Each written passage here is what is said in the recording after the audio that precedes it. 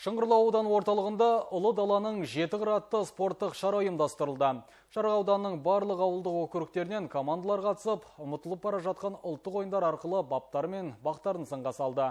Ұлттық ойындар сайысы рухани жаңғыру бағдарламасының ұлы даланың 7 қыры мақаласының іс жүзінде іске асыру бағытында ұйымдастырылды. Ұлттық спорт түрлерін дәріптеуге арналған шарада аудан жастарынан құралған топ Қара жорға биін көптің назарына ұсынды.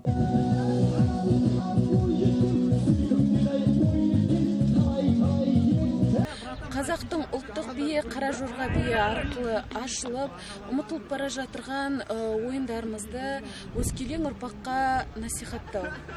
Жарысқа қатысушы командалар садақ ату және асық ойындары арқылы ұлттық өнерімізді насихаттады. Рухани жаңғыру бағдарламасы аясында ұлттық спорт түрлерінен атап айтқанда асық ату және де садақ атудан жарыстар ұйымдастырылды.